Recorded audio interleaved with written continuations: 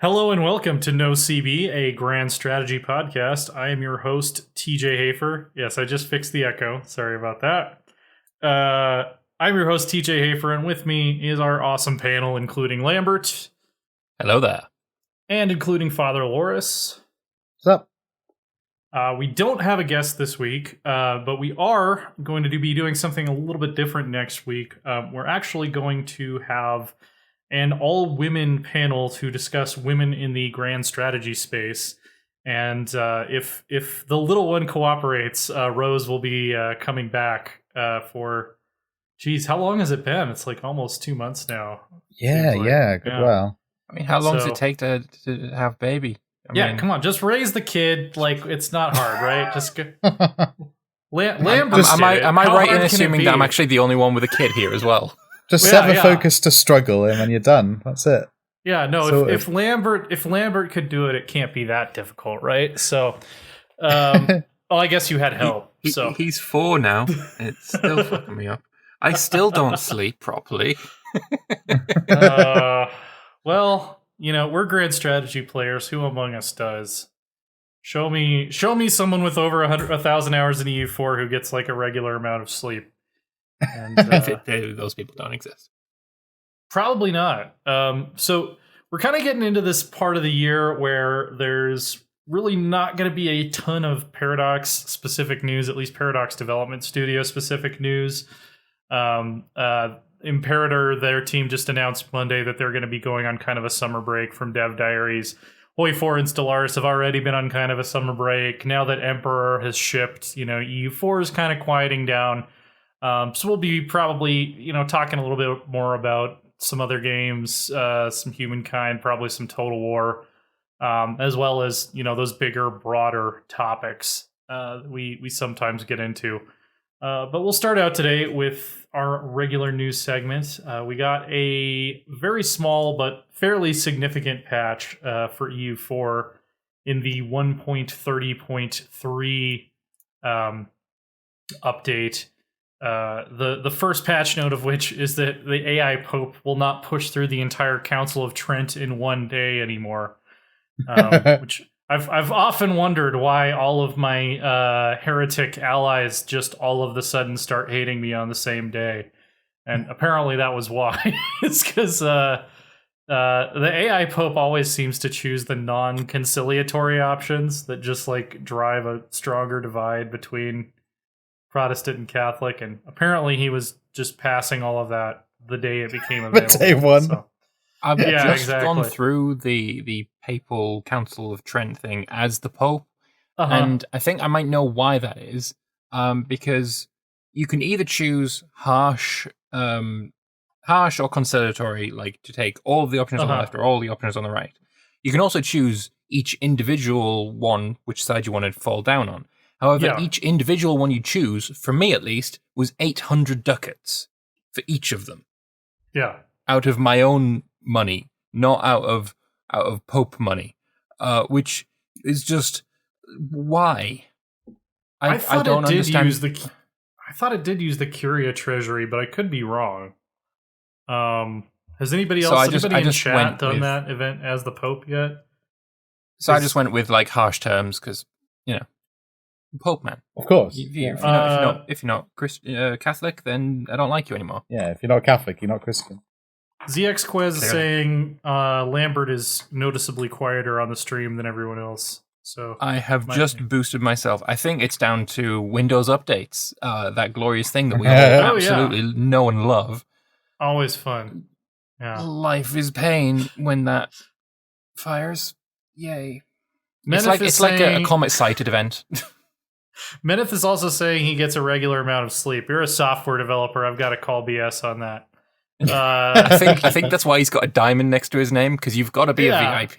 If that is true, then you deserve the diamond. Oh yeah, for sure. So there were a couple other things in here that I thought were kind of significant and funny. The fact that Burgundy can't get the fallback to join the HRE if the HRE doesn't exist, and then the fact that Italian nations won't be considered reined in if they just lost a war to anyone for the Shadow Kingdom. Like they used to be that they could like lose a war to the Ottomans, and it's like, well, I guess we need to go back to the protection of the Emperor now. That explains a lot, actually, because I've been playing a multiplayer game and one of them lost against France, and it's like, why is that? Yeah. Why am I reined in now? That doesn't make any sense. I can sort of see the logic behind it. Like, if you've just lost a war to France, you're like, okay, I'm going to need to get someone bigger than me to support me, unless France wants to come in and take me again. Who's France's biggest rival? Well, it's Mr. Chinny Chin Chin here, the Habsburgs. So, I mean, it makes sense. Like, one of the big bugs that happened on release was, even if the Shadow Kingdom fired and all of the Italians left, every single one of them, within a year, they'd all be back in the Empire again. And as a player, I would do the same, because being a part of the Empire has more benefits if you're in Italy than being outside of it. Especially in the early game. Like, the point at which it actually makes sense to leave the Empire is basically when you're already a great power, and probably considerably beyond that. Like, just the bonuses you benefit from for like the first 4 or 5 reforms that the Emperor can pass are worth staying in the Empire for a while. Like the development cost reduction and the like if you're annexing vassals, that diplomatic reputation one is really good. And also basically a free ally in the case of Austria if you're declared a war on by outside the Empire. Yeah. Mostly France and the Ottomans, or Poland. That's also an option. Although if Austria tends to lose the emperorship for any reason, say it goes to Brandenburg instead, France and the Commonwealth, they smell blood in the water and they jump like almost immediately. In my game, they lost. Austria lost the emperorship to Brandenburg, and it was within a month. France and the Commonwealth were both at war with the Empire. It was pretty scary. I think it partly depends on the AI personality of the ruler, but especially if they have like an aggressive ruler or something, they will definitely they won't wait around for conditions to change for sure. They also fixed it so you can't release the Pope as a vassal of a religion other than Catholic now. So you can't have your like puppet Orthodox Pope anymore, which was funny, but I don't think it was intended behavior probably. So fixing the bug where it gives you the proper amount of gold is very welcome. That one was quite irritating. Yes, exactly. It's like, oh yes, I can peace out for like 700 ducats. Why did I only get 1 ducat? What the hell is this? Yeah. That was very, very irritating. So glad. And also, French Old Alliance mission no longer requires the British country to be independent. Yes, this happened to me in my France multiplayer game. All of the British Isles was either England or vassal Scotland. So I'm like, wait, none of the checks in this require them to be independent. I can just be friendly with vassal Scotland and it's going to work. And it didn't. But now it will. So that's great. Sweet. Okay. Oh, it didn't show you that either, did it? I mean, I didn't fully understand what that meant when I read it because I haven't played France in a while. But yeah, that's the tooltip says they need to be not England or Great Britain. Have their capital in the British Isles, be over 70 development, and I think that's it. Oh yeah, and you need more than 100 opinion with them. And like nothing in there says it needs to be independent, so I was really quite salty about that. Yeah, understandable. But now I no longer need to be, so I'm happy.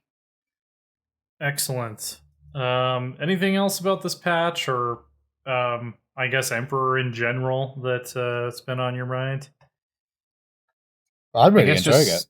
Yeah, I am myself. I mean, I guess just reiterating that I think that all of the mechanical changes that changed with Emperor, I think, are big improvements. Mm-hmm. And yeah, there was some balance and bug issues on release, but they're being fixed like they always are. So you can change your shitty reviews on Steam now, I guess. You reactionary turds. Yeah, I actually I started a new game as Portugal recently to try out Marines when I realized that like some countries just like if you don't take certain national ideas, you're just never going to get them, which seems a little weird for me. Like I feel like maybe everybody should get like at least, I don't know, 2% Marines from diplomatic tech or something. Yes. Yeah, I'm playing Spain in a multiplayer game now, and I'm just using Marines as basically an alternative to manpower at the moment. I'm really utilized them properly. Yeah. What I would say, maybe the second tier of the dock building, the one that gives you sailors, maybe that could also be where you train your Marines. So you wouldn't need ideas at all, because docks, people don't generally build them, but if they would also give you, the ability to create troops made out of your, your sailors, which you're probably not using because sailors is still a bad mechanic, then yeah, I mean, that makes sense. Yeah. Well, that's what I've been doing pretty much. Like I've been, because my manpower pool is pretty knackered all the time now. Thanks to the changes in mercenaries. I've just been using my building docks and then using sailors as an alternate source of troops, essentially. Or the impressment office. Right, I was going to say if they wanted to limit it a little bit more than that and make it so you can't spam them, just make it one of the buildings that takes up a manufactory slot. Just throw some Marine force limit on there.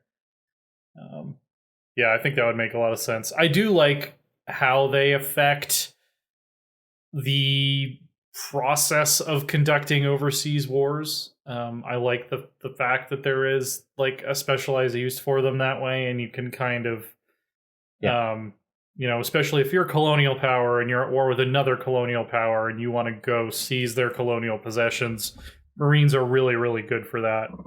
I don't really find because the attrition is horrific. Otherwise. Right.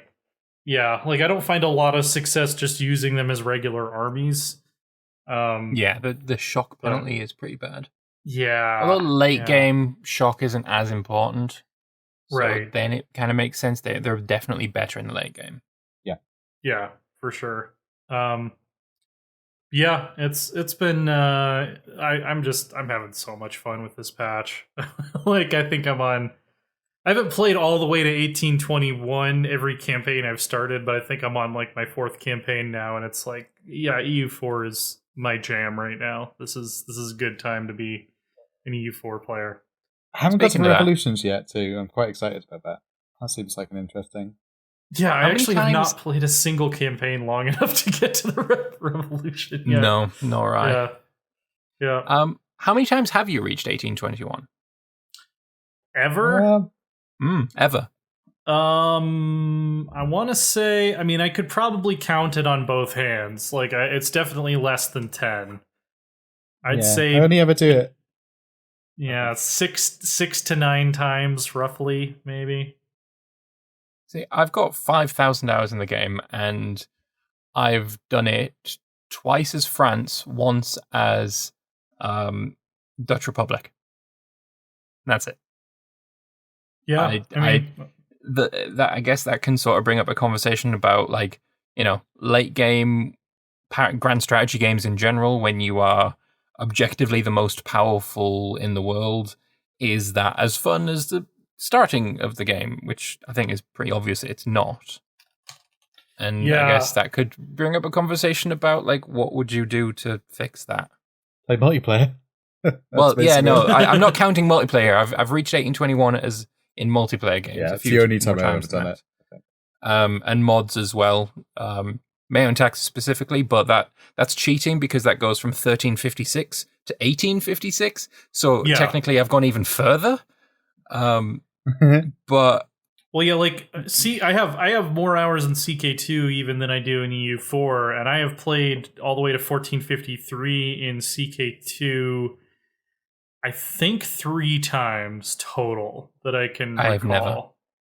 I've only played 769 to 1453 once.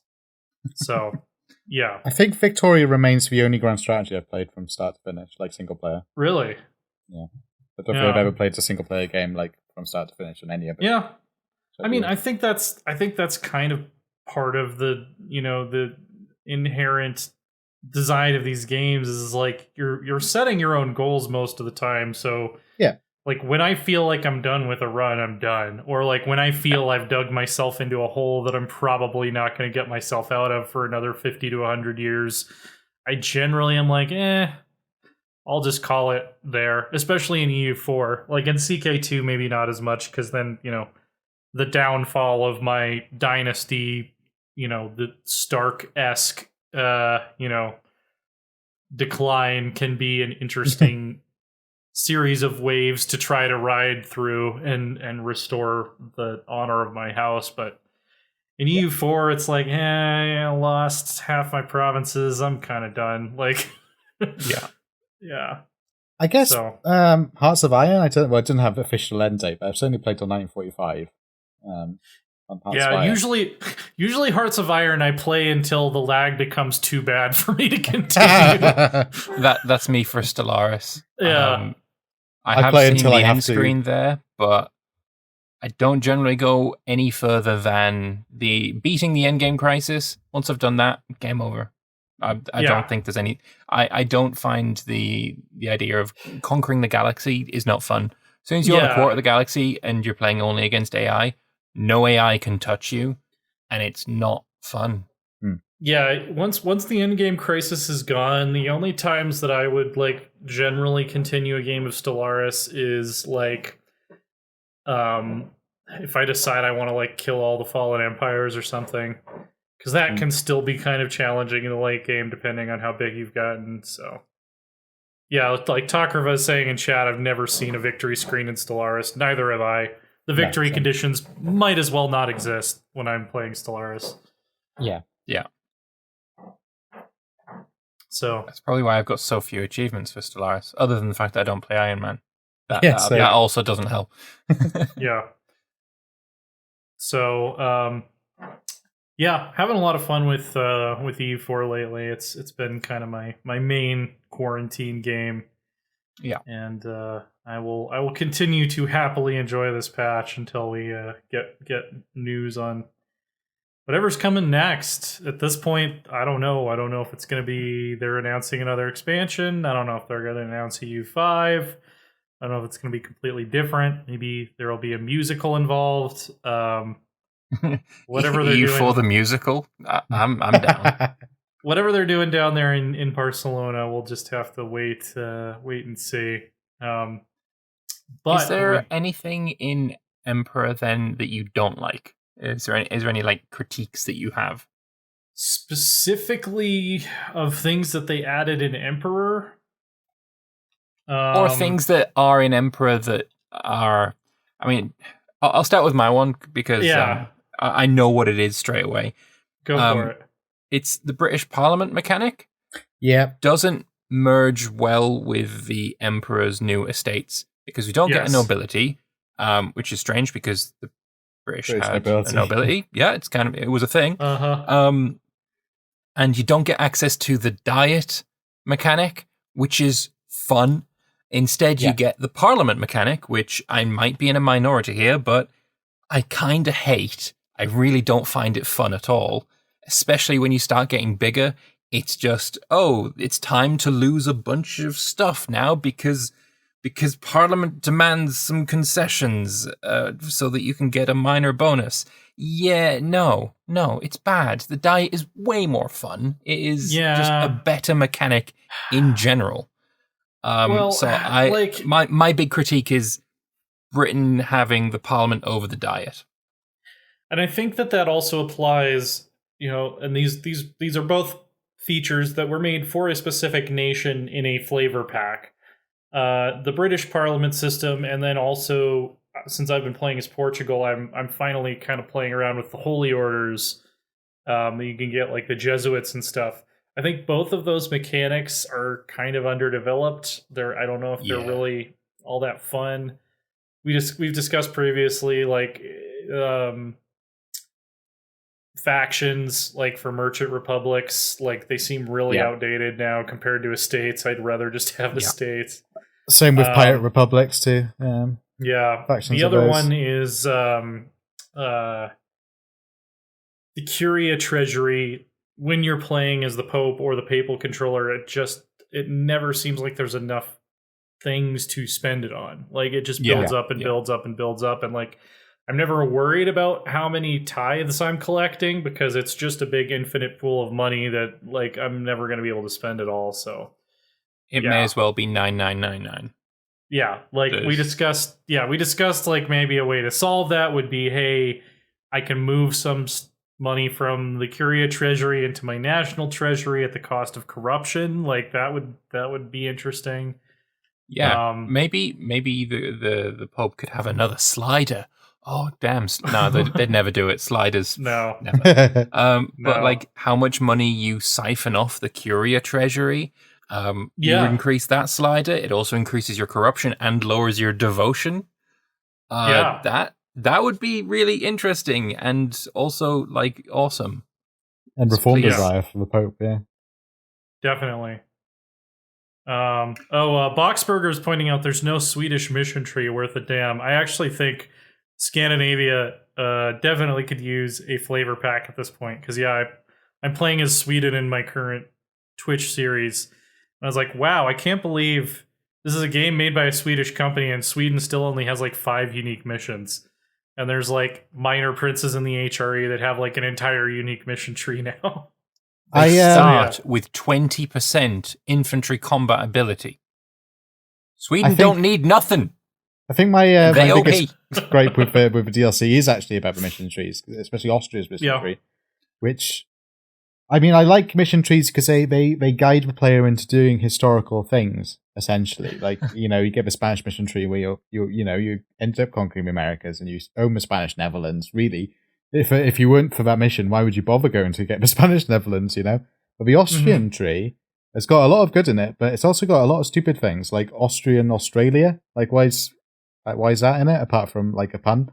Or why is like Austrian China is another one? Why do they get claims of the entirety of Guangzhou? It doesn't make any sense to me. Like.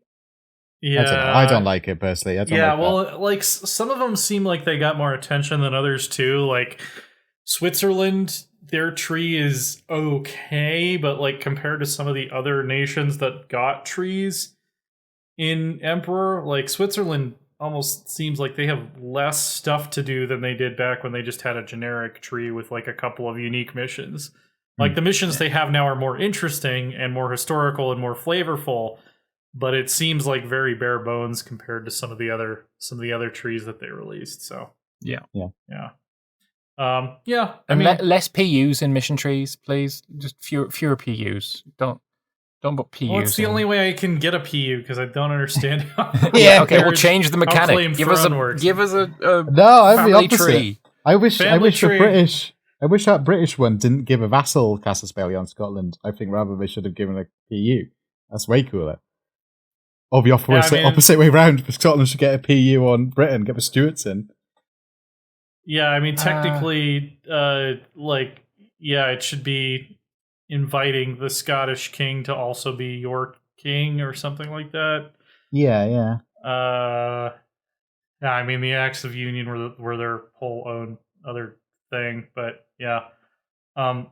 Honestly, like bringing up weird, like historical happenstance like that, I would love some ways for more of that kind of thing to happen dynamically. Mm-hmm. There's all these like missions that like create these personal unions because it's like, oh, this happened historically, so we're gonna like create kind of a specific way that we can make this historical thing happen. Whereas I would love to see just like base mechanics that make that kind of thing possible to happen, more so than like you're gonna just have a mission that makes this happen. So. Like a family tree. Family tree. Just give me a family tree. God damn. Fold stuff into the estate systems too. Also, I want to have more Chinese estates. I think it's kind of stupid that like India gets all these really cool estates, the Ottomans get really cool estates, but China, which has a very different political system. With, nobles? They rename them, give them flavor text, but like the Chinese society is a lot more interesting. Same with Japan too. I'm a big weeb for that sort of thing. So Yeah. Give me a weeaboo estate, goddammit. Yeah, I mean, they're using so many different Oh, no, methods. speaking of a weebs, you could have like a Nanban estate. So you could give the Nanban estate some, like, give a Portuguese like a port or something. It increases the influence of the Nanbans. Oh, there we are. That would that be really one for free, interesting. Paradox. Yeah. And then, like, it actually make me want to, do things that are historical, like, trading with people who are just going to steal your trade. Yeah, trade in EU4 is literally just theft, which is bad.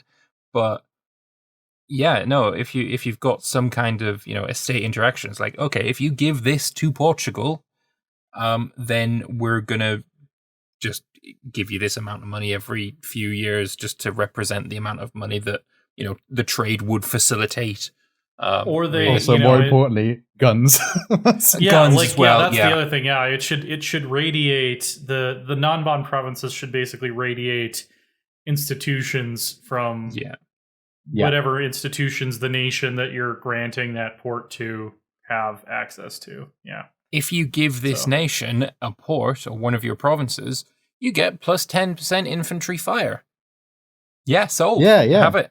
That would sell me on it. Yeah, but there's all these other daimyo out here, and I need to kill them. So yeah, if you're going to give me better guns, we can have a deal. I also should spread Christianity. Alfred is kind of asking me to elaborate on my anti-EU4 trade comment there. Do we have time for that?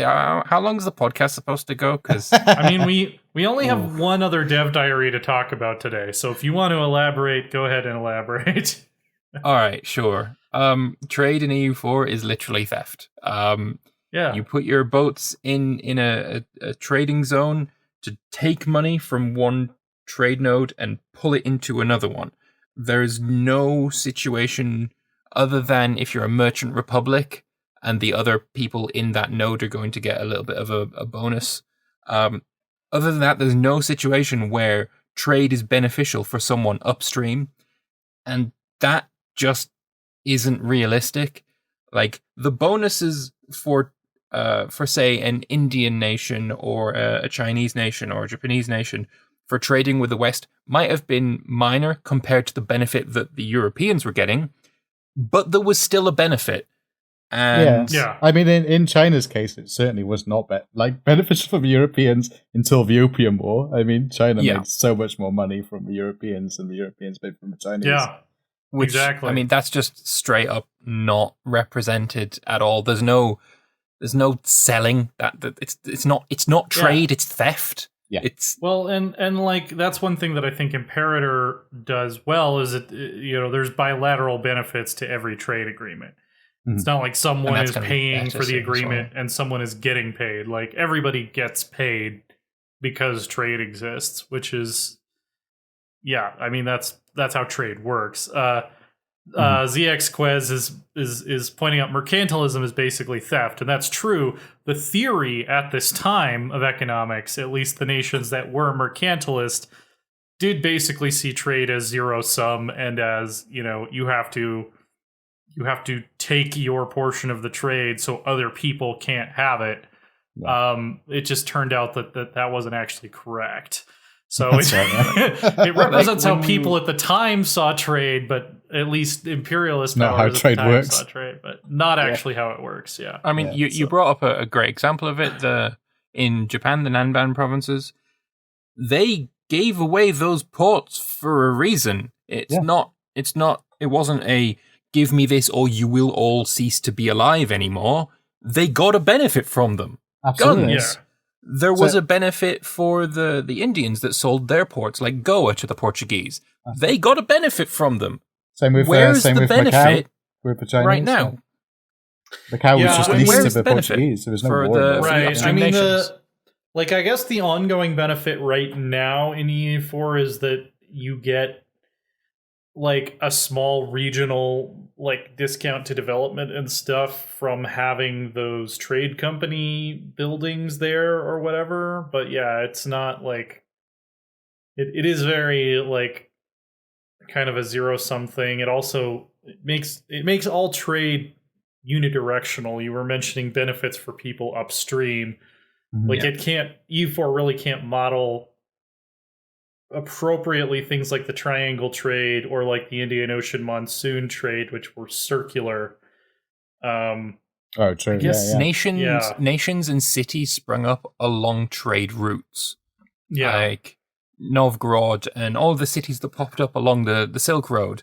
They popped up because they got a benefit from being in the middle of the trade route. But right now, unless you're right at the end, if you're in the end node, I hate that that's even a thing. Then you're just siphoning the money from upstream. You're stealing it, and I really don't like it. I really don't like it. It's not the worst thing about EU4. That's development and also mana, but it is like my third most disliked feature. Yeah. I mean, like it does model certain things well. Like it does model the tendency of colonial powers to extract wealth and bring it back home to like enrich, their core areas, which did happen. But yeah, it also doesn't allow for those other kinds of dynamics. Like, if I'm the Sultan of Kilwa or, Zanzibar or whatever, like I can't profit from trading with the Spice Islands because my trade goes up to the Persian Gulf and then merges with a trade stream from the Spice Islands. So like I actually have to go conquer like Hormuz or like some port in Arabia to actually benefit from the fact that I am trading with the Indian Ocean trade network, which would have actually been hugely profitable for someone who controlled, Zanzibar or Madagascar or Zimbabwe or any of those areas down there, which is currently just exist as a start point for trade, which doesn't really make a lot of sense. So that's right. That part is a little bit actually a bit more believable because of ocean currents being, it was very difficult to sail that particular route. You generally would, go up to the Straits of Hormuz and then down the coast of India, because going across the ocean it was a risk that why take? Yeah, I mean that's true. But yeah, things like that, I guess, is kind of what I'm saying. Like, the Atlantic Ocean Triangle trade, it was circular. I mean, it was a triangle, but you know what I mean. It was cyclical. That's right. There were people in 3 different locations that were benefiting from that exchange of goods, and now it's like whoever is whatever is designated as the end node is going to benefit disproportionately to everyone else. So that's right. Yeah. The location of the end nodes is also very strange. English Channel you can sort of understand. Venice makes sense for the very beginning of the game, but ceases to make sense very quickly. And Genoa, no. Yeah, I just Genoa doesn't really don't make like sense the concept of end nodes. And Yeah, I know that end nodes have to exist in the system we've currently got, where trade is only going one direction. Just make it not go in one direction, and because nothing good comes out of one direction. Hey, don't you talk about Harry like that. I don't know who that is. I mean, I have an understanding of who that is, but I wouldn't have been able to name any of them. I don't actually know anything about One Direction. I just know one of them is named Harry, and I saw an opportunity for a joke. Wasn't one of them in Dunkirk or something, and was actually quite a good actor or something? Is that right? Or am I thinking of something? I don't know. I'm saw almost Dunkirk. 30. I'm always out. I'm completely out of touch with this now. Like Dunkirk was a fantastic movie. If he was in Dunkirk, he was a good actor because everyone in that film was a bloody good actor. I mean, Dunkirk was great, but I didn't know. Well, Mark Rylance was in it, and anything. Yeah. It's just. I tell you what movie I watched today that is vaguely relevant because we're talking about EU4 right now. Master and Commander. I'd never watched that before. Yes. I watched it today. It was bloody awesome. I've never seen that. Yes. I mean, any movie that is like has the British as good guys and the French as bad guys is okay in my book, but this movie was just so good, so good. You're probably thinking of the Russell Crowe one, right? I am, yes. my favorite visual version of that story is actually it's a television series from the late 90s with Owen Grufford is Horatio Hornblower, and it was, let me see, it's only 8 episodes. Gigo in chat. It's a great movie, apart from the French being the bad guys. I mean, why wouldn't you be the bad guys? You were.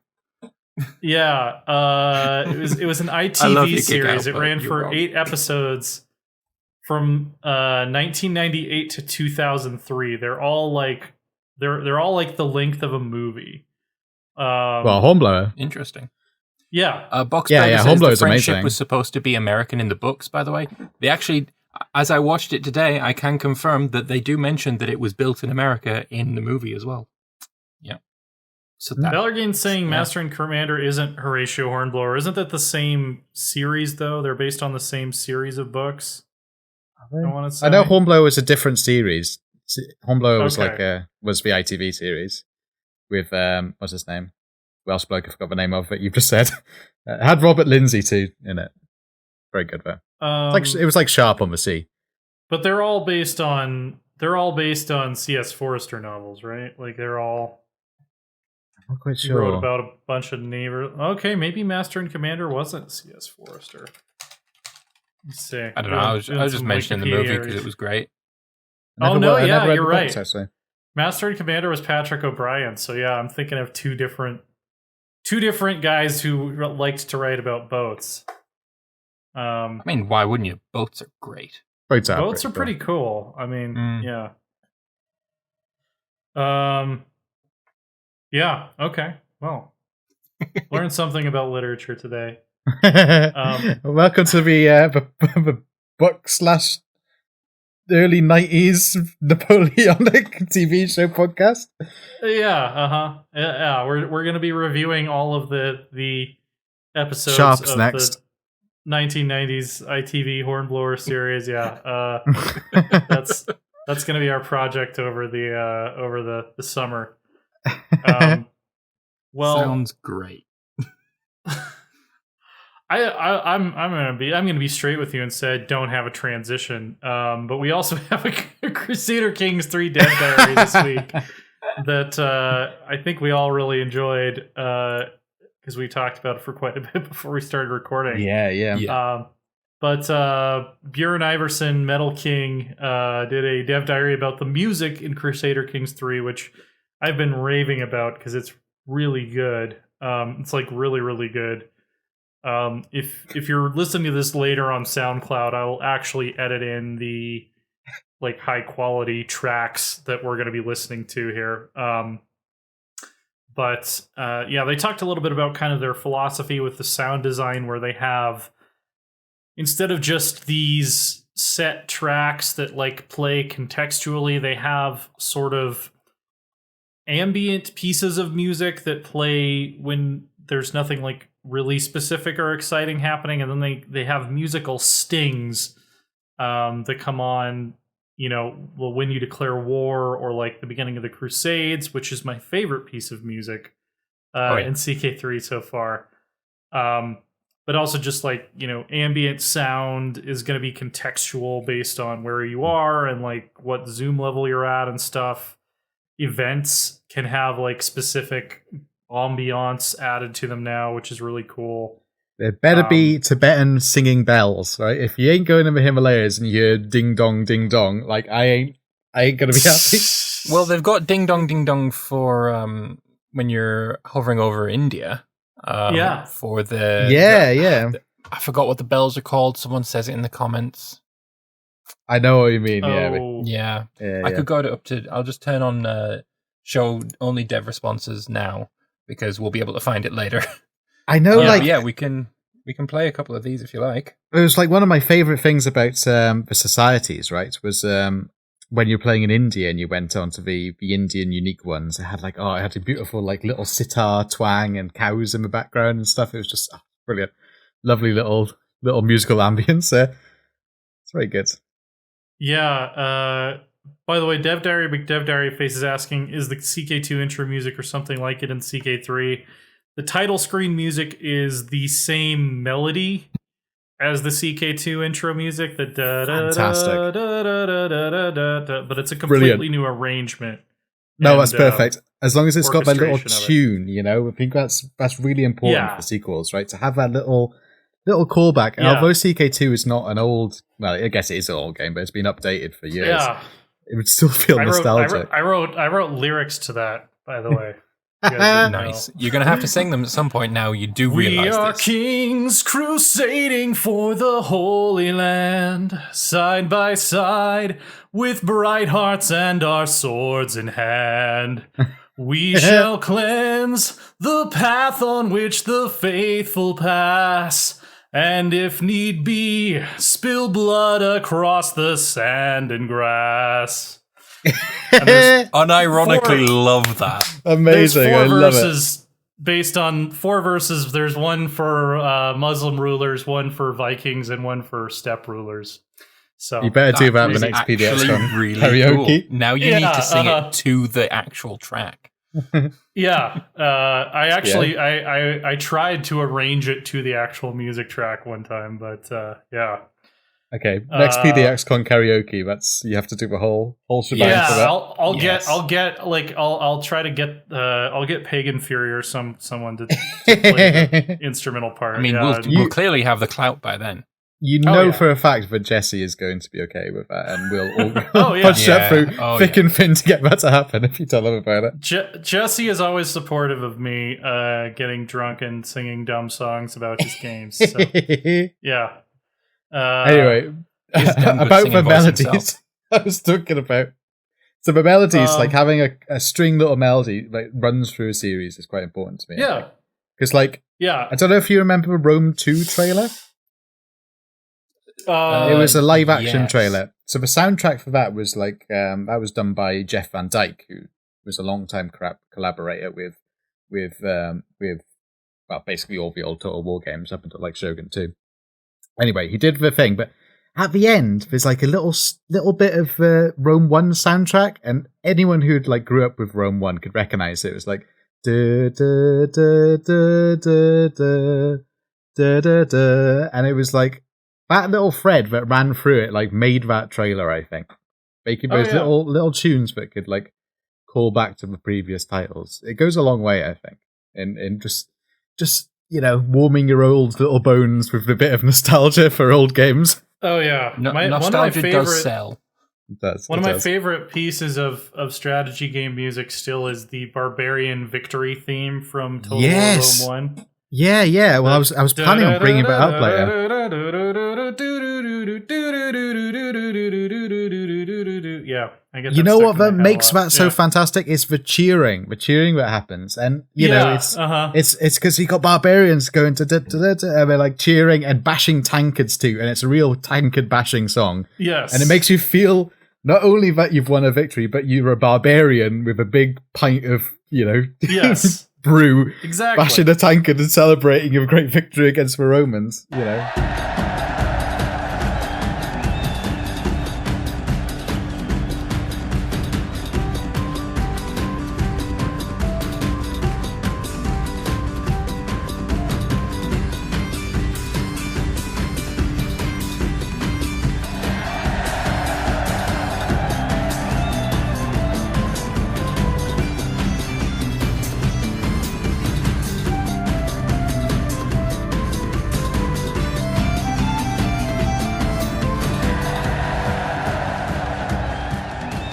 Victory against the Romans is great in TJ's eyes, though, right? Oh, of course. Yeah, absolutely. So CK3 though. Yeah. Let's play a little bit of the music that they showed off in this dev diary. Let's see. I guess so. The first thing they kind of showed off was a marriage event, and they show it first with sound, and then with music, and then with sound and music. Do you want to just play the sound and music part? Yeah, sure.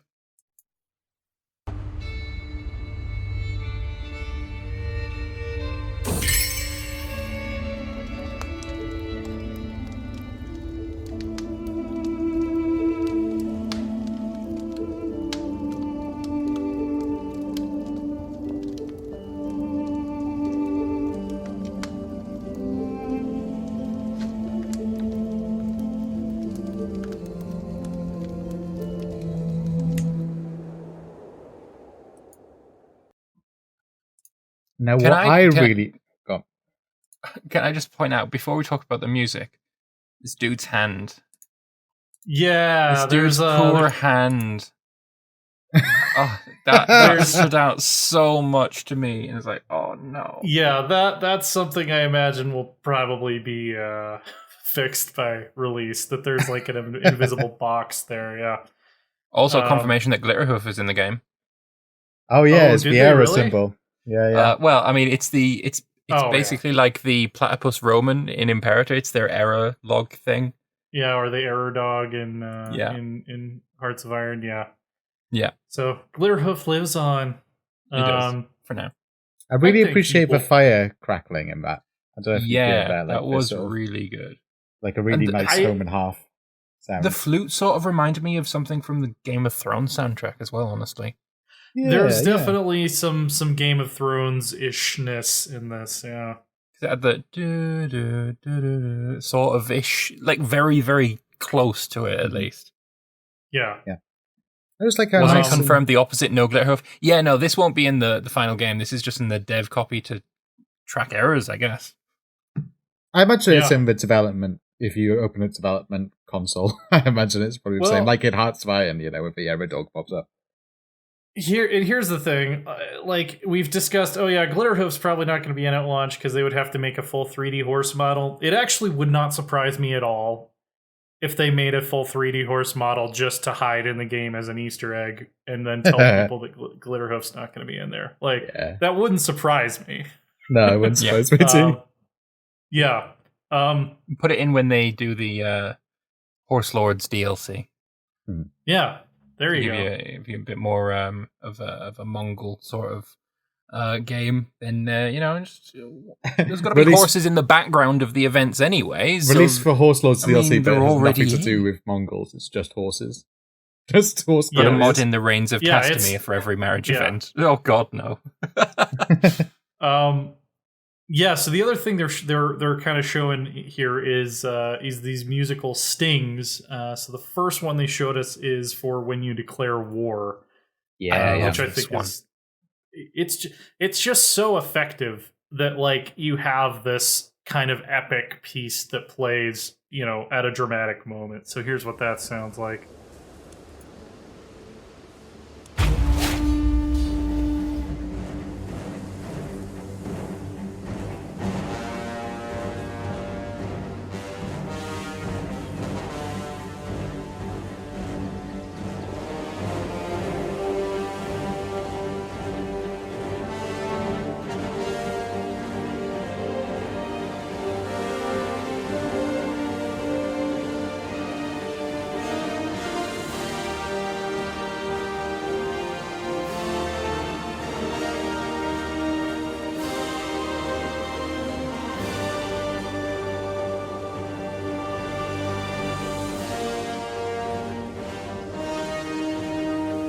Yeah, Lagavulin 16 is saying Warlords of Draenor title screen. Maniac Rex saying Lord of the Rings. Yeah, Yeah, Lord of the like Rings. kind of big and kind of brassy and powerful. Especially yeah, the I like start it. is very Isengard. It's Yeah. like... Yeah, Doodaloo. that's what I said during my my dev diary video that I did yesterday. Is it absolutely reminds me of Isengard theme tune? Yeah.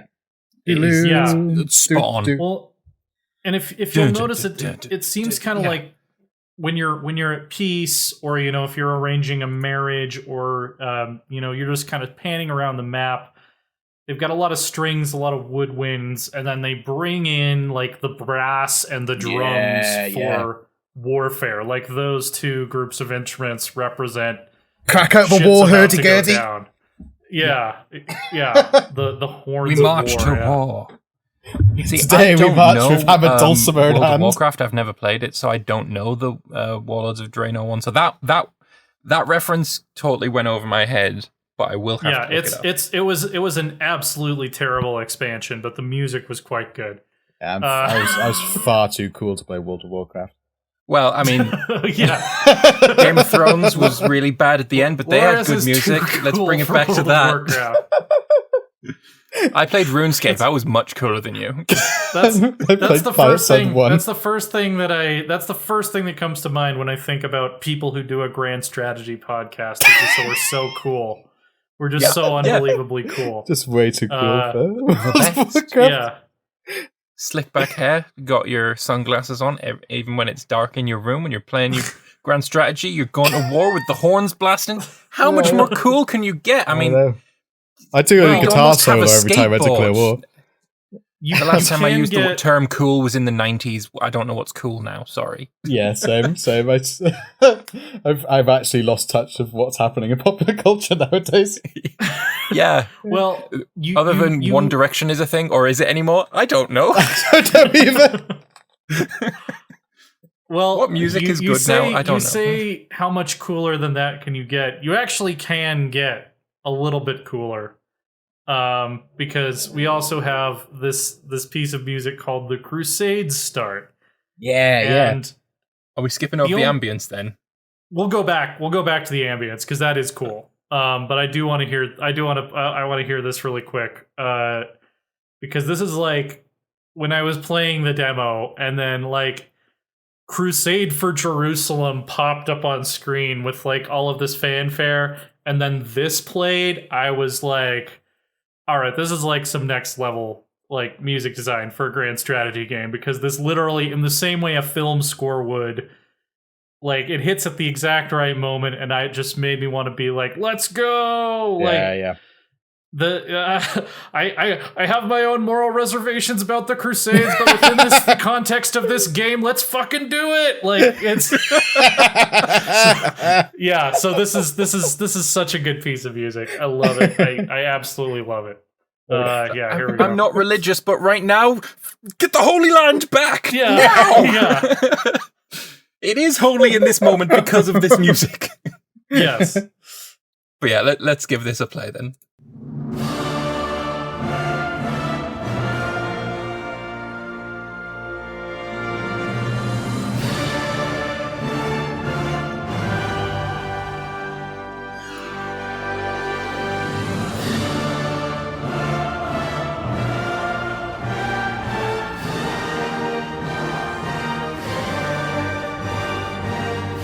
Vocals. Ooh.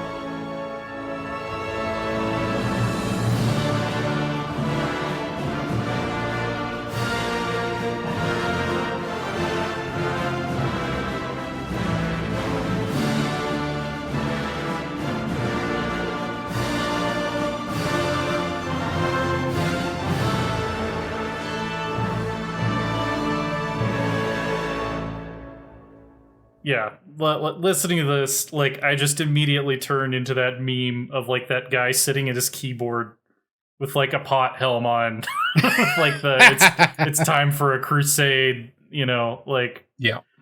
Yeah, it gets you pumped. Yeah, definitely. The way they're doing the music in this game, I think, is gonna be a lot more impactful than you might realize. We talk a lot about mechanics. We talk a lot about, you know, how systems represent history, but I think one of the biggest leaps forward with Crusader Kings 3 over previous Paradox games is how they handle sound and music. Yeah, absolutely. It's one of the things I'm most excited for, I think. It's it's really good. Yeah, and then if you want to play some of this ambiance while we're talking, I think they have England, Egypt, and India, and kind of show how each of those sounds a little bit different. You know, based on how the campaign progresses, it can have an effect on you know, what kind of an ambiance you get as you develop areas. I think, you know, it's going to sound a little bit more populated. See, the thing that I really love, it's the two things I appreciate most in the soundtrack. Well, three things, actually. Dynamic soundtracks are up there with one of the things I find most important in a video game. Like going back to like Banjo-Kazooie, and that dynamic soundtrack was just fantastic.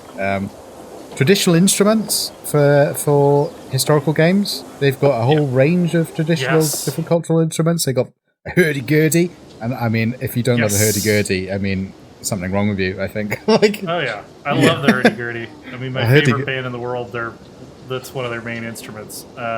elevating. I mean, they've got a few of the instruments that they're using here, and yeah, I don't know what this tinsel adorned instrument is. Yeah. What is that? I don't know, but I'm that's sure it makes a That's glorious. a hurdy-gurdy. Is that a hurdy-gurdy? That's a hurdy-gurdy, okay. yeah. It's got like With a little tinsel lever on, at the which bottom. makes it cooler, as we've already established.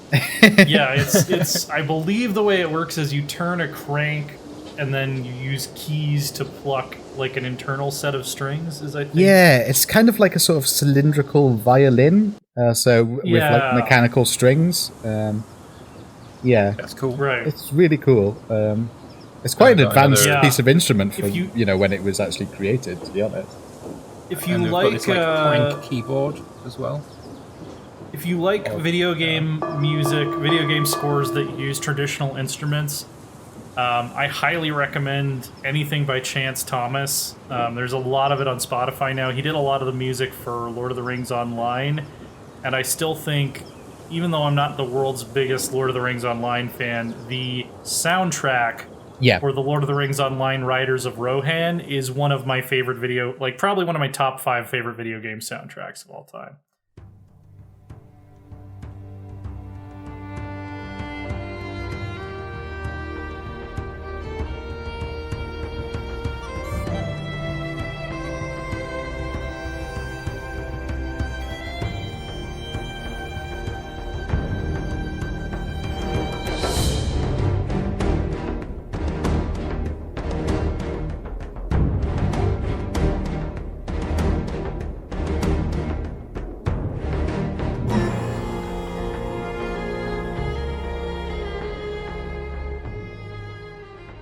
I mean, I'd be the first to admit I out and out hated Lord of the Rings, but the soundtrack is absolutely incredible. Lord of the Rings Online, I should say. Lord of the Rings Online. Yeah. You almost got yourself excommunicated from this podcast, my friend. Lord of the Rings, I really didn't like that game, but the soundtrack I still listen to, especially like the dwarven stuff for like when I'm playing Dwarf Fortress, I still listen to the dwarf sounds from Lord of the Rings Online. Yes. See, I never played Lord of the Rings Online, so I've got no reference point. But I'm just like, when you've got the Lord of the Rings itself as a reference point for what you can do for your game, that's a pretty good place to start, because the music in Lord of the Rings it's phenomenal, It's incredible. Absolutely fantastic. And while we're complaining about stuff, just to carry on from our Game of Thrones, the Hobbit soundtrack, my goodness, they butchered that so badly. And also, they used the Isengard theme or something? No, sorry, they used the Nazgul theme for one of the orcs. And now that's important because, like, one of the great things about the Lord of the Rings soundtrack is it had context. So when the Nazguls were on screen, there was a great little Nazgul theme, and it had all these little melodies that tuned in with the rest of the Nazgul themes. And all the Rohan themes, they sounded Rohani, and Rohirrim. Is that the... Would you say that person? Yeah, I guess it would be Rohirrim. Okay, yeah, the Rohirrim are the people who live in Rohan, Yeah, that makes sense. Yeah, so it's Rohirric in its style. Rohirric, that's the better one, yeah. Rohirric. Yeah. It sounds Rohirric, yeah. But, in The Hobbit, they shoved the Nazgul into an orc scene. It was like, well, that's... And it was really jarring because, it's... that's not a Nazgul. And your brain instantly went to Nazgul. Yeah. By the way, a Rohirric victory is when you give a huge like inspirational speech before a cavalry charge, and then some asshole with cheat codes shows up and just wins the whole battle with ghosts. it's when you win a battle just using nothing but cavalry somehow against spears. Yeah, exactly. When you've got these movie music. Like, a really great example of this, whether you like the movie or not, you should do because it's phenomenal. How to Train Your Dragon. The music in that is bloody amazing. Like, it's really seriously impressive. Every single character has their own theme song, and when two characters are together, they weave those two theme songs together. When you look in, there's one channel that really broke it down amazingly well. I've forgotten what the channel's called. I think it begins with an S. But it's like they weave that theme song in to every single part of that trilogy, and it is phenomenal. Especially like the opening the opening song, it's got a bit of, everything in, and you don't at that point associate each different theme song with each different character, but you get that context as the movie progresses. It's like, it's just phenomenal. So that's brilliant. Having, I really like that idea. Context sensitive music, it works, and the professionals for like big movies do it because it works. Yeah, humans are very musically attuned, and tuning into that, and taking advantage of how humans like music. Pretty good idea. And even if you don't consciously realize it, your brain realizes it. That's why soundtracks are so important in video games, is because, people go, oh, it's just a soundtrack. I don't really listen to the soundtrack. You do. You just don't realize you're listening to it. Your brain is listening to it. I always turn off the soundtrack and just play Darude Sandstorm on repeat, so I don't know what you guys are talking about. That's why I don't like people that is like, oh, I don't listen to the soundtrack of this game. I just turn it off and listen to this or that or the other. And it's like, oh, you're missing out. If there's context sensitive sound music, eventually, after like thousands of hours in CK2, I usually don't listen to the in-game music, but this is a little bit different because there's actually these musical cues that will hit you for specific events. So. It depends on the game. I don't think I'd ever turn the soundtrack off for something like Shogun Total War, especially for like victory music and stuff that's playing. It's those little cues, those audio cues in the context, they're really important to your enjoyment of the game. Right. I found the channel, by the way. It's called Sideways. So if you want to learn about like movie music, that go sub to that guy. It's awesome. Check that out. That sounds right up my street. It was kind of like Banjo-Kazooie. I keep bringing it back. I know it's completely unrelated, but Grant Kirkhope does a fantastic job about it in the Banjo games anyway. So, for example, when you are in Grunty's lair, this is how far away we're getting from Grunt strategy. So, when you're in Grunty's lair and say you're going up to like, say the Freezeezy Peaks, which is an icy level. It's got the Grunty's lair theme, but it changes to the instruments of the ice world as you approach the level. And when you come into the level, it completely changes to the actual theme. I think that's just it's so good to just ease you into it and get you far more immersed into the transition between the actual hub world and the level itself. And it goes a long way. I think that's why context is so important in video games soundtracks like that. Yeah. Have any of you played Banjo-Kazooie too? I mean, like someone I speak fluent Banjo. There you go.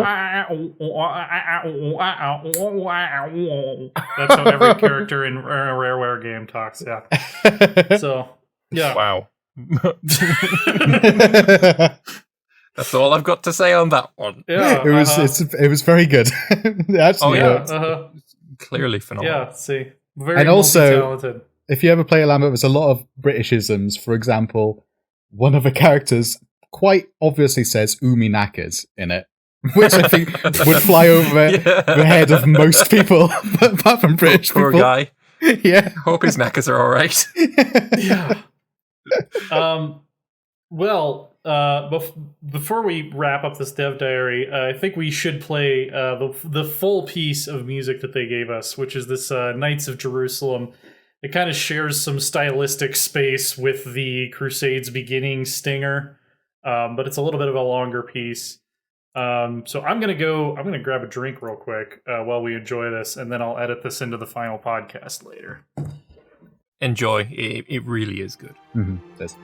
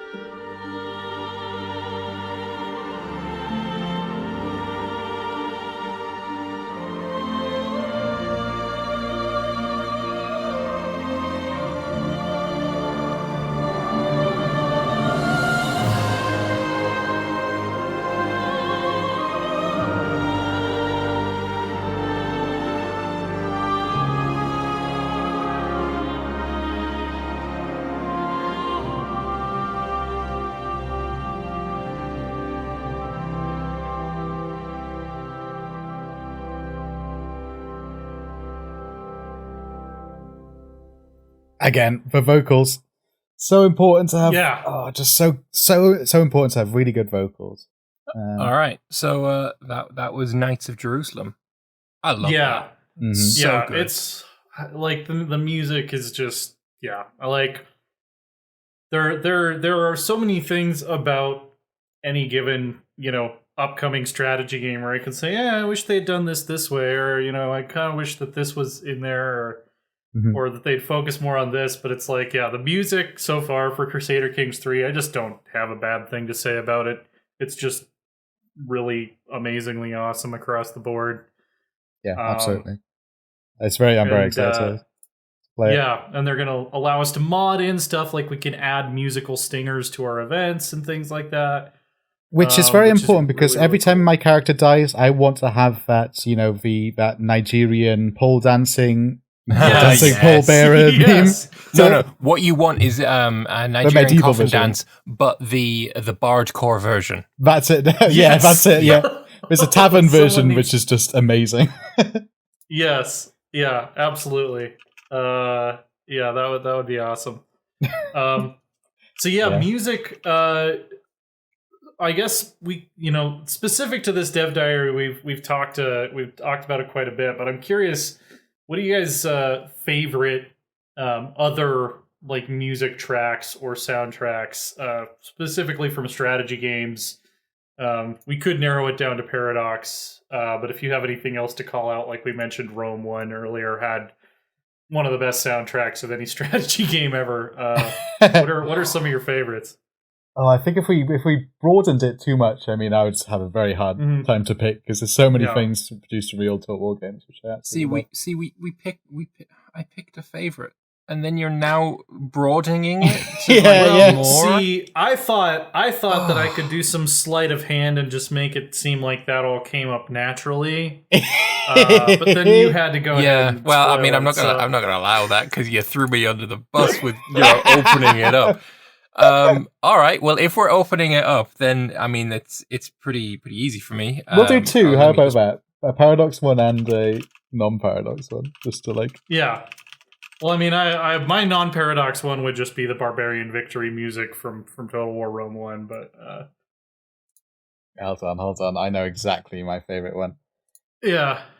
The victory theme from Fall of a Samurai, and I will link that to Lambert so we can give that. That's a really good one too. I've got mine up. There you go. Stephen writes, "The sun never sets." The intro to MEIOU and Taxes, it just hits every note for me. Yeah. Yeah. It's so good. It's so good. Mind you, I thought we probably won't be able to play it because of copyright reasons. There's a lot of stuff from the Kaiserreich soundtrack, the historical songs from that, which I really appreciate. But obviously, you can't do that in a main game. You can't, because it's all copyrighted. I'm not quite sure how the Kaiserreich devs get away with it, to be honest. My email inbox is full of. I played Imperium Universalis on my channel a couple of years ago.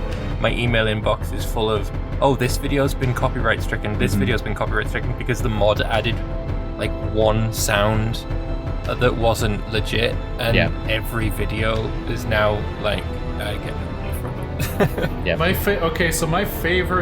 My very slight tangent here. My favorite copyright strike story ever, which copyright strikes aren't normally funny, but this was. Some of my EU4 videos, like I think this was like 2018, got copyright striked for like community, or it wasn't copyright strike, it was a community guideline strike for like no reason. It must have been something the bot picked up in the title of the video or something. I eventually got it cleared up, but then I mentioned on Twitter, it's really weird that these EU4 videos got a community guideline strike when the ones that we did of Dead Space, where you are literally fighting off mutated zombie babies with a railgun, did not get a community guideline strike, and then those all got demonetized like the next day. So somebody at YouTube was watching it wasn't a strike, it was just a demonetization. It wasn't. Mine weren't copyright strikes. I didn't get stricken. It was you can no longer make money from this. The yellow money sign that makes you sad. Yes. I'm so glad I never have to deal with any of this. Yeah. So yeah. So for my, give me your favorite then, so I can play it for people. So my favorite I've just sent, but the context for this. So Fall of a Samurai, if you don't know, it's set in the Meiji Restoration, which was a period of rapid westernization in Japan, right?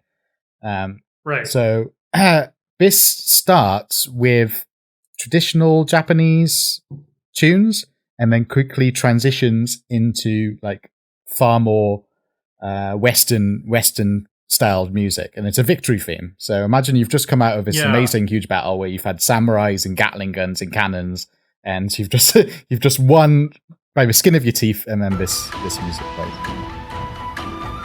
I like it so far. Fall of the Samurai was so good. Just one of the best Total War campaigns still to this day. Yeah, 100%. I have some reservations about whether or not the base game Shogun 2 campaign holds up. I think in a lot of ways it doesn't. The battles are still great. Yeah. The campaign, I have difficulty getting back into it.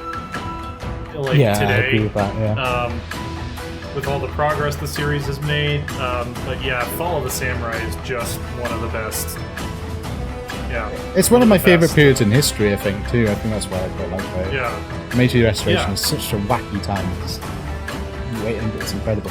And especially, the period afterwards, too, Such rapid change. There was a series of riots in Japan where, people were just, it was sort of like a sort of mass hysteria where people just, threw money around and just went wild and just went, nothing matters anymore, and went around the streets just throwing money everywhere, all their money, they just threw around the streets, which must have been just, I mean, what a strange collapse of society that would be, Yeah, Japan is still, a really fun nation to play in Victoria, too, for that reason, because it's such a transformative time period for them, for sure. Mm-hmm. Yeah. Mm-hmm. Before we move away from Total War music, I just have a bit of a gripe about Total War Warhammer music. Because they've got all of the races being so very varied and distinct and unique, they really had an opportunity to have each race have their own theme song that plays when you're playing them. Yeah, and they kind of didn't. I didn't know. Apart from the vampire counts have their own music in the trailer for showing off the vampire counts, but that music, it's banging, it's absolutely fantastic, but it's nowhere in the game.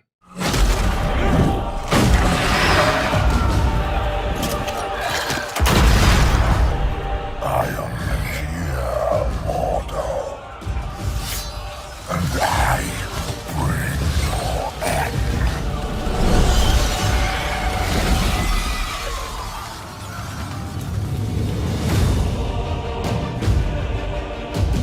Valheim will soon fall, and the rest of your pathetic cities will follow.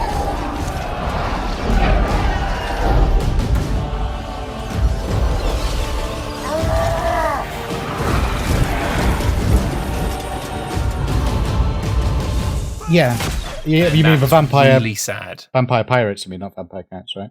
I mean vampire counts. Oh, right, yeah. The vampire pirates, they have the exact same thing that happened to them, though. Yeah. They've got this awesome sea shanty in their trailer. It's not in the game. Why is it not in the game? It's bloody awesome. Yeah, I know.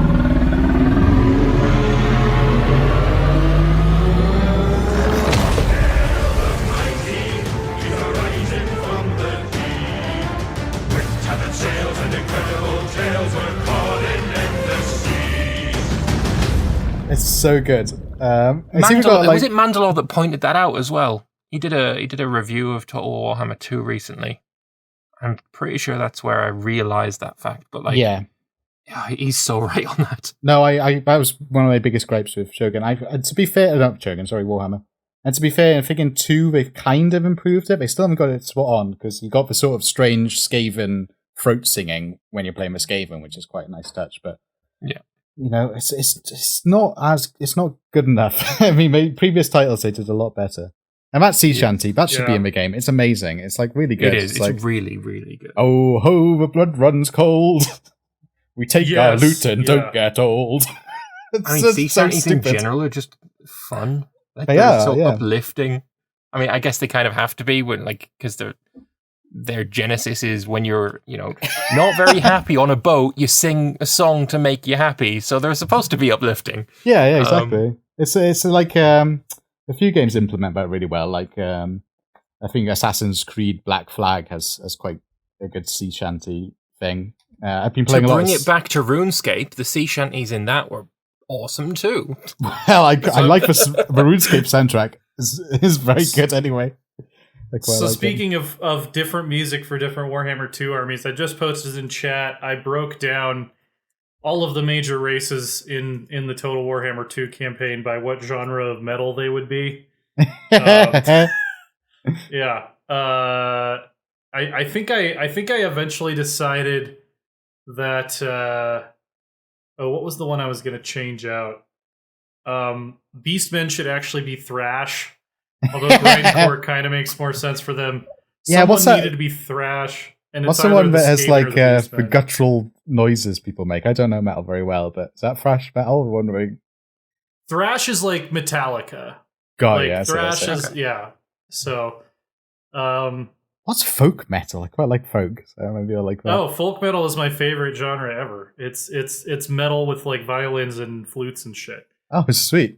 Is there hurdy-gurdies? If so, I'm sold. Yes. Oh, literally, yes. Nice, okay. My favorite folk metal band has a hurdy-gurdy player as one of their main, 5 people. So nice. Okay, is epic metal basically metal songs that you'll hear in film trailers? What is that?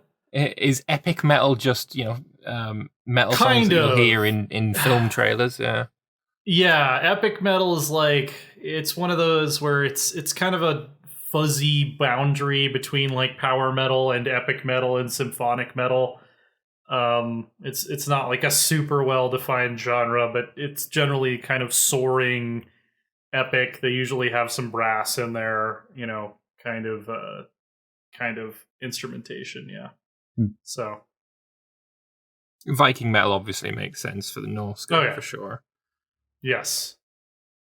Nightwish, ZQ Quez is pointing out in chat, they're more symphonic metal than epic metal, but they could, depending on the song, fall into either one, for sure. They're also operatic metal, especially on their earlier albums, because Tarja Turunen was a classically trained opera vocalist. Not so much on their newer stuff. Their 2 more recent vocalists are a little bit more traditional, I guess. Well, opera is itself traditional, so I'm not sure what the right word there is, but it's a little bit more rock vocals on the recent albums. But I do prefer rock vocals. So I don't. It's just the screamy stuff that I'm not particularly a fan of, but I love the music itself. Yeah, ZX, I think I agree that Floor Jansen is probably their best vocalist at this point. Because she can do both. She can do Tarja songs and make them sound like Tarja, and she can do Annette songs and sound just as hard rock. So my wife is Finnish. She would crucify you for that. She thinks Tarja is the best. Yeah, a lot of especially old school Nightwish fans do. Sorry, I'm not on Team Tarja. I think Poet and the Pendulum is probably overall their best album, which I will definitely be crucified before, as I have been in the past. But that album is about being betrayed by your friends and coming out of it, a wiser person. So, I have no horse in this fight. I don't know. Yeah, this is now a Nightwish fan podcast. Yeah, I don't know. And I'm the only Nightwish fan here, so it's just me monologuing about Nightwish. That's all this podcast is now. I'm gonna take the Nightwish away from you, and we're just gonna play this. This is TJ popping in editing to really quickly give a credit for this piece of music, which is Epic Sax Guy Coffin Dance Medieval Bardcore Remix by the channel Medieval Beats on YouTube. Check them out. Yeah, because we have to. So. Oh yes. Yeah. Well, we did talk before the show about our favorite, specifically Paradox music tracks, and I believe we have those queued up. Yeah. So what's your favorite to start with, TJ? Yeah, is there a metal soundtrack? I guess there is actually. There is a heavy metal music pack for EU4 and for Crusader Kings 2. Oh, of course, actually, yeah. I actually really dig Guns, Drums, and Steel. It's Guns, really Drums, good. and Steel is awesome. Yeah. I mean, I took them off because I'm an old man. Using the mod that gets both the Guns, Drums, and Steel versions and the original versions is the best way to go. Yeah, there's the one I picked out is called We Are Norse. It's from the Old Gods, CK2 The Old Gods soundtrack. That whole music pack is fantastic. The hymns to the Old Gods. There's a song called Thor on there. There's a song called The City of Birka that are both really good. Also, another one that I listen to a lot is there's a track called The Forest, which is from Songs of Albion, which came with, I don't remember which DLC that released with, but it's part of the kind of British Isles music track. Yeah, and those are really good. But yeah, this is We Are Norse. I really like this one. Again, it's another one with vocals in it, and it's vocals, and it uses the rowing of the longboats as the percussion, and I think that is just something wonderful. I love it when there's a non-conventional percussion. It goes through like, even Vivaldi's Anvil chorus, where they're using anvils as percussion. It's really good. Like I love non-conventional percussion like that. It's really nice.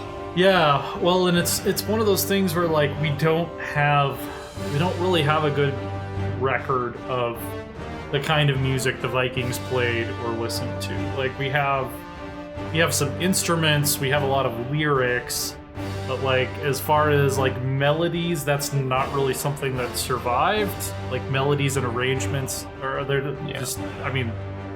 kind of lost to time. So when did written music start being a thing? Like, quite early. When did we invent music notes? Well, there's Seculos' song, which is quite early. It was like an old Greek song, one of the first recorded pieces of music. I think the first recorded piece of music, and it's actually used as the theme for Greece in Civilization 5, and it's really good. And the lyrics, if you look at the lyrics, are very, very sweet.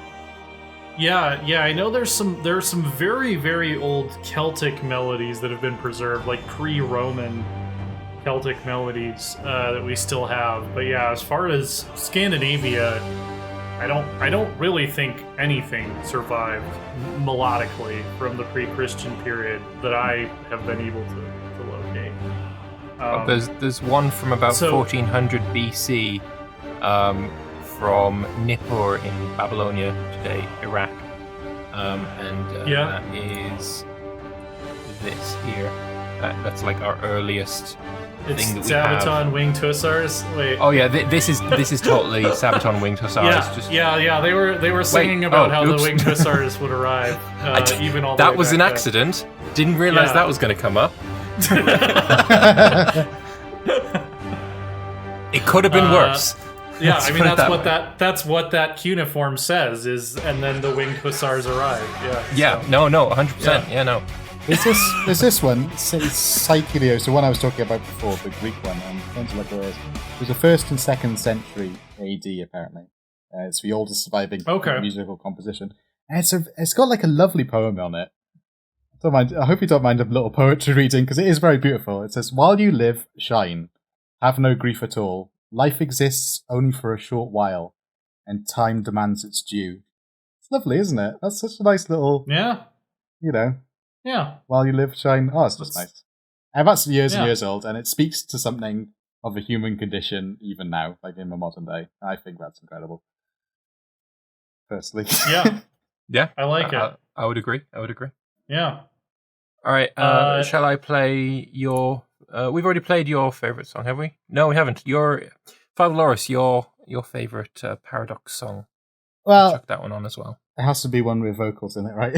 Because I've been waxing lyrical. But this is probably my favorite musical DLC which is the Hymns of Revelation.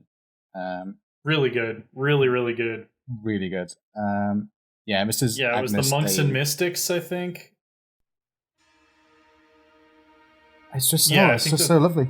It's just a lovely little thematic church song. It reminds me a lot of I'm probably going to mispronounce it. It's like Matsuri Made Deus is by Allegri. Probably recognize it. I mean, it goes. I'm going to completely butcher it. It's like. Da, da. Oh, no, I can't do it. It's too high. Notes have to go very, very high. I'll tell you what. I'll link it in chat, and I certainly can't play it on the. I can probably hit it. Let's do this. Okay, there we are. It's in chat at the moment. Give me a sample. All right, let's see. Oh, it's gonna play over Discord though because of.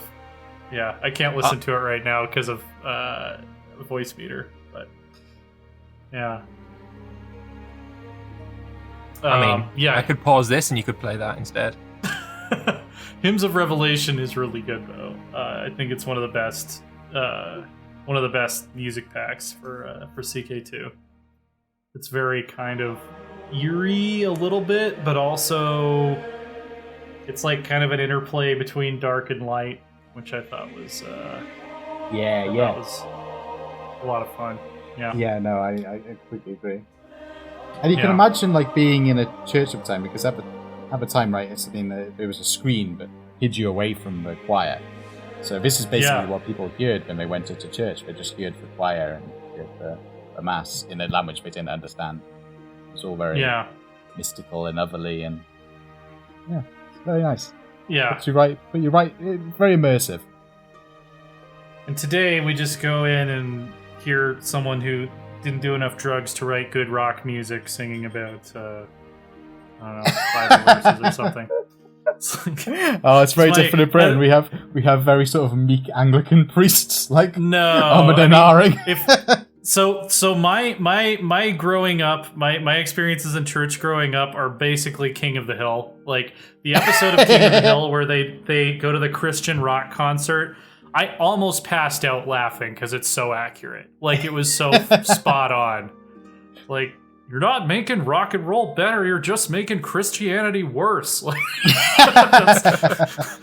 Sorry, I was away for just a second. I had to kill a mosquito. I'm highly allergic to them. Yeah, and it's like all this, like, super melodramatic, like adult contemporary rock and like, See, the thing is, Simpsons also have a joke about like Christian rock in one of their episodes. What's that? Didn't the Simpsons also have a running thread of a joke about Christian rock in church? Probably, yeah. Would make sense. I have not actually watched very much Simpsons. It's like a hole in my cultural lexicon. I think the closest we come to this is maybe like a nerdy Anglican priest might take out an acoustic guitar in service and embarrass themselves. I think that's the closest we get. I mean, speak for yourself. I didn't actually grow up with religious parents, so I didn't go to church. No, the same. But I went to a school that like used to go to like church every once in a while. Our head teacher was a proper into it. All right, and now we shall play an absolute banger of a tune. Yes, Lambert, what is your favorite piece of Paradox music? Clearly, it was between this and some of the Victoria 2 music, but I mean, this takes the cake for me.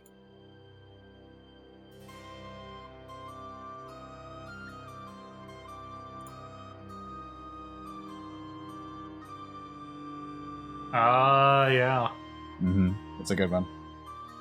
It is. Alba is just it's so good.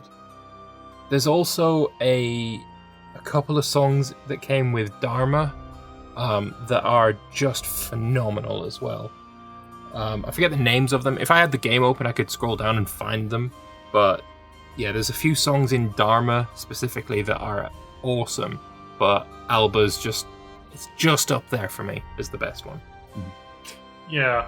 EU4 like makes such good use of like wind instruments and like all these kind of period sounding melodies, and it's kind of the mood of it is sort of optimistic and like exploration focused. Yeah, it's just fun to listen to. I agree with that. Cataphoros has the name of it there. Monsoon Rain for EU4 Dharma is so good. Yeah. It's so good. If it's the one I'm thinking of, which I'm pretty sure it is, that's a really good track. It's for what I don't want. It's really good. Yeah. Again, it's traditional instruments. I think it's key. I think J Dragon does really good ones too. The CK2 stuff. It's got Chinese instruments in it. Fantastic. There's a few people that saying Stellaris music has them beat, and I can totally see where you're coming from. I think the Stellaris soundtrack is phenomenal. Oh yeah. But I am more history nerd than sci-fi nerd. I don't like it. I think the sci-fi music I like.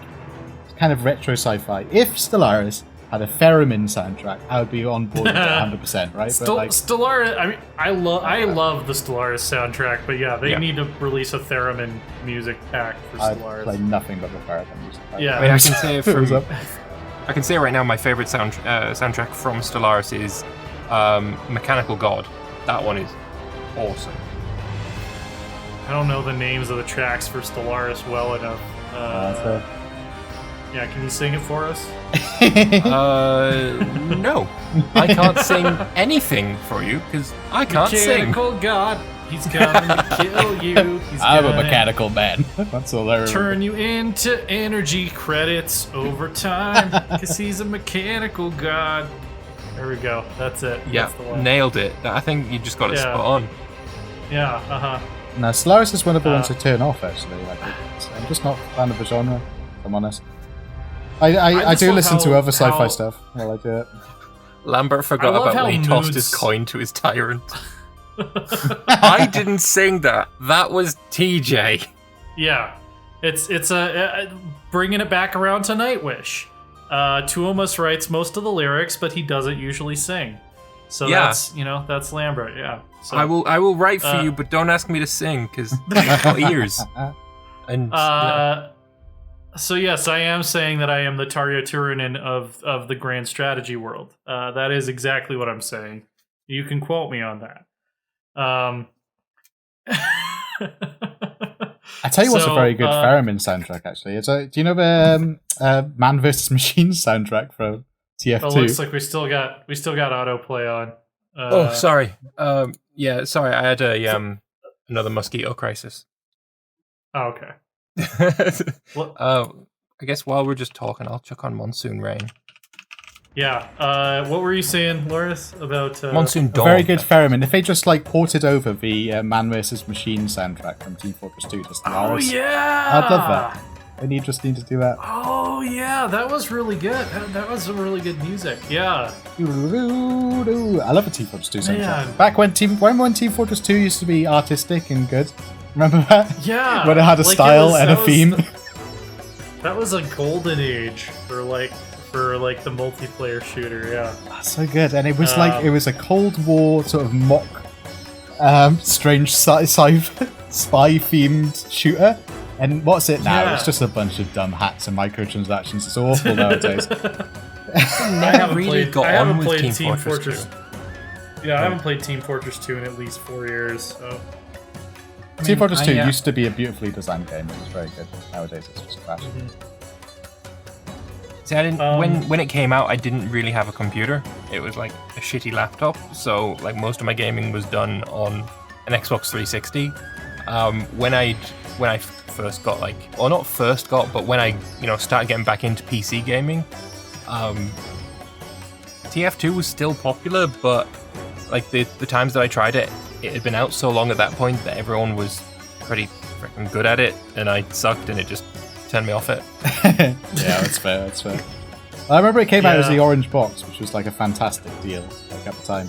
We Portal 1. Right. was still one of the Yeah, I best remember. games ever Yeah, made. and it got everybody to install Steam, and we all Yep. hated it. That's it. I remember that. Yeah. Yeah, man. everybody hated Steam at the beginning. Like those of us that have been around a while that are like looking at the Epic Game Store controversy, like, yeah, okay. It's because we saw this exact same thing happen with Steam like 15 years ago. That's it. I think that is the thing that I've noticed. I mean, anyone over the age of like 26 like just doesn't give a shit Yeah. about Epic Games anymore. Because we've seen it before, you know? Yeah. Like I'm annoyed that I have to install another launcher, but that's about it. Like, Yeah, exactly. But yeah, so I think what did we learn here today? Music is good. Yeah, music is great. It's I an like integral video part of the game games. design. Have good music if you're making a video game. Take out the bad music and then put in good music. Context. And then your game will be good. It's a great improvement, but in context. Yes. Traditional instruments, you know, immersive things, very important. Vocals. I mean, It'll I'm a now big be advocate for possible- vocals. It'll now be possible to create mods where you can just have an event pop up and go, and his name is John Cena. Amazing. I gotta port the Galavant soundtrack over. I don't know. Yeah, There's a song in the Galavant soundtrack about like where they're trying to kill their brother, but they get completely shit-faced drunk and they're singing it really loudly. It's like, we're off to kill your brother. It's a very secret plot, and we're like dancing around doing it. So I'm going to add that to CK2 straight away. We're off on a secret mission. We've got us a secret plan. We're going to go and slay your bro as quietly as we can. Yeah. So we still didn't get to humankind this week, but we'll talk about that at some point in the future. It's Yeah, gonna Just to eventually touch- we'll get to it. Well, It's just to gonna touch be a long very, very summer. briefly on it, Yeah. because it's related. The Uh-huh. Humankind soundtrack, there was a trailer about it a few weeks ago, I believe, where they Oh, are yeah. also using traditional instruments and context-specific sounds and stuff. So Oh, Looks click good, on the Volt soundtrack. Totem. Let's get ourselves a copyright strike. yeah, It's a really I good mean- song. Juve is still better. Yeah, I would actually have to get back to you on that. I'm not sure which one I like better. I love Um, Juve. It's so good. Yeah. So, the Who, VHU, really good Mongolian folk rock, Mhm. folk metal band. Yeah. Yeah. it's just Shug is Mongol also music's very good in rather general. boggling. Look at the National Orchestra of Mongolia, because the stuff they produce is absolutely phenomenal. Oh, yeah. Very, very good. Lambert, what have you been up to, and where can people find your stuff? I have been doing Imperator and EU4 on my channel recently. It's been going all right, and you should probably check out some of the stuff that I've been doing. And there's going to be another multiplayer starting on Monday next week. So Ooh. if you want to get in on a new role play style multiplayer for EU4, where I'll be playing most likely as the Ottomans, then check out my channel, Lord Lambert on YouTube. I'll definitely tune in to root for the underdog. Loris, what have you been up to, and where can people find your stuff? Commissions still. I've been watching. The Chapel Comic is where you can find me. I've just been watching. Yeah, right. Sorry. I want to go watch Galavant now, basically. I've got Galavant on my mind. Oh man, Yeah. so good, such a good show. So I'll go rewatch that next week. But this week I've been working on commissions. Nice. You can find me at AsaTJ on Twitter. That's ASATJ. I'm also Lore Sworn Order on Twitch. We are still playing our EU4 Sweden run. It was the most lopsided league war I've ever seen. It was England and Austria and a bunch of minors again. Or no, Austria wasn't even in it. Austria sat out. So it was England. I think England was like the only like significant power on the Catholic side, even though they were Anglican. It didn't make a lot of sense. Like, we had France, we had the Ottomans, we had Poland, Lithuania, we had Sweden, we had Bavaria, which was like one of the largest states in the HRE. Like, it was almost 2-1 in terms of like the total troop numbers. And like, we got to 99% war score and enforced Protestantism so quickly that I was like, well, you know, so much for the glorious Swedish Caroleans riding in to save the day. Like, we could have just stayed home and it wouldn't have actually changed the outcome. I've never seen it be that one-sided before. I mean, the French were historically, they saw the 30 Years' War as anti-Habsburg instead of anti-Protestant or anti-Catholic. Exactly. So they joined the quote-unquote Protestant side, and the Ottomans also got involved on the Protestant side, and clearly they're not Protestant or Catholic. And I think there's still an event for that. Like, if you're Catholic and you join the Evangelical Union, you get an event when the war kicks off that's like, are we just doing this to kill the Habsburgs, or do we actually have some theological stake in this? And you can choose which one you actually are for. Oh, I don't know what. Yeah, gives you a different bonus depending on what you pick. So, the EU4 definitely supports the idea that you just join the side that doesn't have your rivals on it as an excuse to beat up your rivals, which is really what the 30 Years' War, the true meaning of the 30 Years' War is just, dunk on your rivals and gain more power. Yeah, I mean, that's one of the AI checks is rivalries.